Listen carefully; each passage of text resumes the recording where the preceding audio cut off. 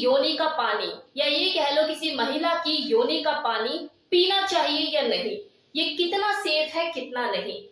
बहुत से लोगों का ये सवाल है जो कि कंटिन्यू मुझसे पूछा जा रहा है और ये सवाल कमेंट सेक्शन में तब से ज्यादा आने लग गया है जब से मैंने ओरल सेक्स के ऊपर वीडियो बनाया था।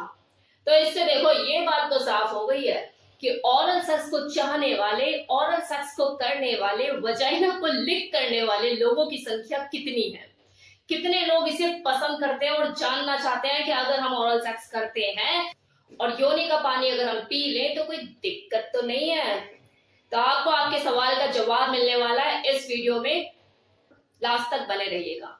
तो देखो, सबसे पहले आप इस चीज को समझिए कि आप चाहे अपनी मर्जी से उसकी योनि का पानी पिए या ना पिए, जब आप अपने पार्टनर को लिक करोगे वजाइना उसकी, उसे प्लेजर फील होगा ही होगा, वो आनंदित होगी क्योंकि वो उसका पावर हाउस है। 8000 से भी ज्यादा नर्व्स का बंडल होता है वहां पे। तो जब आप उसकी क्लिट को प्ले करोगे, अपनी टंग से उसको लिक करोगे, तो उसको सेंसिटिविटी फील होगी होगी और उसकी वजाइना में से फ्लूइड निकलेगा ही निकलेगा।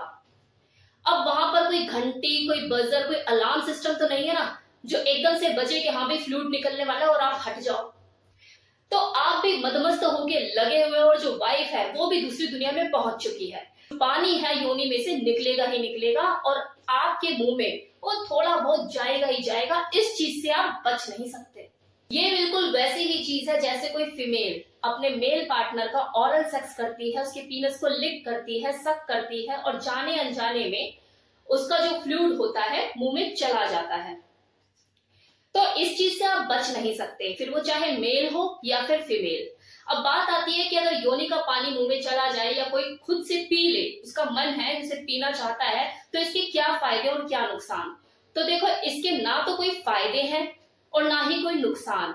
ऐसा नहीं है कि अगर आपने योनि का पानी पी लिया तो आप सुपरमैन बन गए और एक मुक्का मारोगे दीवार तोड़ के बाहर, तो ऐसा नहीं है। और हाँ देखो, नुकसान भी बस एक ही कंडीशन में है कि जिसका आप वजाइनल डिस्चार्ज पी रहे हो, योनि का पानी अगर आप पी रहे हो और उसकी जो मेडिकल हिस्ट्री है उसमें कुछ गड़बड़ है, उसे कोई इन्फेक्शन है, अंदरूनी कोई बीमारी है, वो हेल्दी फिट नहीं है, और अगर ऐसी कंडीशन में आपने उसका योनि का पानी पी लिया तो आपको दिक्कत हो सकती है, इन्फेक्शन हो सकता है, कोई सेक्सुअल ट्रांसमिटेड डिजीज भी आपको ट्रांसफर हो सकती है। जिस तरह से किसी हेल्दी फिट मेल का सीमन पीना किसी औरत को कोई नुकसान नहीं देता उसकी हेल्थ पॉइंट ऑफ व्यू से, सेम इसी तरह से अगर किसी फीमेल की योनि का पानी कोई मेल पीता है, अगर वो हेल्दी फिट है, स्वस्थ है, उसे अंदरूनी तौर से कोई बीमारी, कोई इन्फेक्शन नहीं है, तो कोई नुकसान नहीं है। और हाँ, एक चीज और कि अगर वो मल्टीपल पार्टनर से इन्वॉल्व है सेक्सुअली, तो भी सेक्सुअल ट्रांसमिटेड डिजीज होने के चांसेस बढ़ जाते हैं, क्योंकि हर कोई अपने माथे पर अपनी मेडिकल रिपोर्ट तो चिपका कर नहीं घूमता ना कि मैं हेल्दी हूँ, फिट हूँ, स्वस्थ हूँ। तो आप ओरल सेक्स करने का रिस्क देखो उसी के साथ ही उठा सकते हो जिसके बारे में आपको अच्छी तरह से पता है, उसकी फिजिकल और उसकी मेडिकल दोनों हिस्ट्री आपको पता है। अगर वो आपसे ट्रस्टवर्दी है, फेथफुल है, कीजिए ओरल सेक्स दबा के, कोई दिक्कत ही नहीं है। अब रह गई बात कि जो वजाइनल जूस जो होता है इसका कोई टेस्ट होता है या टेस्टलेस होता है, तो देखो इसका कोई स्वाद नहीं होता और ना ही इसके अंदर ऐसी कोई न्यूट्रिएंट वैल्यू होती है कि पीकर आप बब्बर शेर बन जाओगे। तो यहां तक तो मैंने आपको बताया कि किसी फीमेल की योनि का पानी पीना कितना सही है और कितना नहीं, और इसके क्या फायदे हैं क्या नुकसान। अब मैं आपको कुछ ऐसी चीजें बताने वाली हूँ जो आपके लिए बहुत फायदेमंद रहेगी, तो इस वीडियो को अब स्किप मत कीजिएगा। तो नंबर 1, जब कोई मेल किसी फीमेल की वजाइना को लिक करता है तो उसकी जॉ की भी एक्सरसाइज होती है, लेकिन हाँ लिक करने का तरीका होना चाहिए, एक परफेक्ट फॉर्म में चीज होनी चाहिए। ऐसे नहीं कि लबड़ तबड़ करे जा रहे हो, ऐसे ना तो वो स्टिमुलेट होगी और ना ही आपकी जॉ की एक्सरसाइज होगी। अब वो तरीके क्या है वो मैं ओरल सेक्स वाली अपनी वीडियो में बता चुकी हूँ, आप चाहे तो जाकर देख सकते हैं। Now second point, maximum female enjoy करती ही है कि उसकी वजाइना को भी लिक करे, कोई सक करे, इसमें कोई दो राय नहीं है। जिसने आज तक नहीं ट्राई किया उसे पता भी नहीं लगेगा कि इसमें एंजॉयमेंट क्या फील होता है, लेकिन इस बात में कोई दो राय नहीं है कि जो एक बार करा लेती है तरीके से उसका फिर बार बार मन करता ही है कि हाँ मेरे को कोई वजाइना को लिक करे। लेकिन ऐसा भी देखा गया है कि अगर कोई मेल जिसे पसंद नहीं है वजाइना को लिक करना, अगर वो एक बार कर ले उसके बाद वो खुद एडिक्टेड हो जाता है। उस आदमी का स्टेट ऑफ माइंड बिल्कुल चेंज हो जाता है। उस वक्त ना तो वो डोमिनेंट रहता है और ना ही सबमिसिव। बस उसका जो मेन फोकस होता है वो वजाइना को लिक करना, वो पॉइंट होता है। और उसकी इस एडिक्शन के पीछे सबसे बड़ी वजह जानते हो क्या है?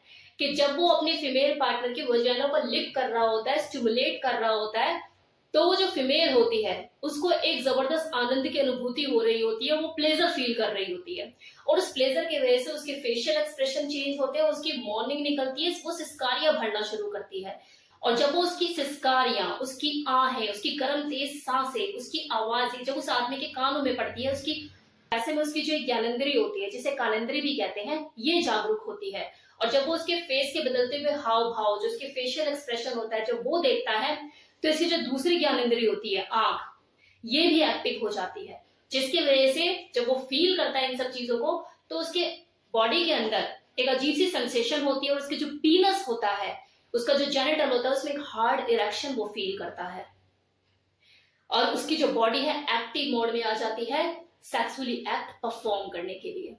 उस फीमेल की सिस्कारियां, उसकी मॉर्निंग एक तरह से उस आदमी के लिए वाइग्रा का काम करती है। ऑरल सेक्स किसी फीमेल की मेंटल हेल्थ के लिए भी बहुत फायदेमंद होता है। कैसे? तो देखो, सबसे पहला बेनिफिट तो यही होता है कि ऑरल सेक्स के दौरान उस फीमेल को संपूर्ण सेटिस्फैक्शन मिलता है, प्लेजर फील होता है, जिसकी वजह से वो ऑर्गेज्म पर जल्दी पहुंच पाती है। अगर उसको राइट वे में करने वाला कोई हो, तरीके से उसकी क्लिट के साथ टंग प्ले करने वाला हो, स्टिमुलेट करने वाला हो। दूसरा बेनिफिट, एक संपूर्ण सेटिस्फैक्शन मिल जाने के बाद उसके अंदर एक पॉजिटिव फीलिंग आती है, माइंड भी रिलैक्स होता है, और एक अप्रिसिएशन की फीलिंग उसके अंदर जागती है अपने पार्टनर के लिए। उस वक्त उसके अंदर ये भावना जन्म ले लेती है कि मेरे पार्टनर ने कितना कुछ किया मेरे लिए, और वो कहीं ना कहीं मेंटली प्रिपेयर हो जाती है फिजिकली इंटीमेट होने के लिए, एक बार नहीं बार बार होने के लिए। और उसके अंदर ये ख्वाहिश रहती है कि एक बार और, एक बार और एक बार और, कि वो कौन सा दिन आएगा जब मैं दोबारा फिजिकली इन्वॉल्व होंगी अपने हस्बैंड या अपने बॉयफ्रेंड, किसी के भी साथ, मतलब जिसके साथ वो इन्वॉल्व होना चाहती है, उसके अंदर ये फीलिंग आती है खुद से। अब लास्ट में एक $1 मिलियन वाली बात करने वाली हूं, ध्यान दीजिएगा। कभी भी किसी औरत की जरूरत मत बनो, हमेशा उसकी ख्वाहिश बनने की कोशिश करो, क्योंकि जरूरत तो देखो पूरी हो ही जाती है ना, ख्वाहिश ही पूरी नहीं हो पाती। अगली 10 के साथ कर भी लेना अपनी जिंदगी में, तब भी यही बोले यार उसकी बात कुछ अलग ही थी, पता नहीं ऐसा मेरी जिंदगी में कभी कुछ होगा भी या नहीं। आपको पल पल याद करे, तो उसका ये सोचना कि पता नहीं ऐसा कभी होगा या नहीं, ख्वाहिश बन गए हो आप उसकी। और वो जो 10 लोग आए गए वो सिर्फ जरूरत थी। तो कैसा लगा है वीडियो, बताना मत भूलिएगा। Thank you so much.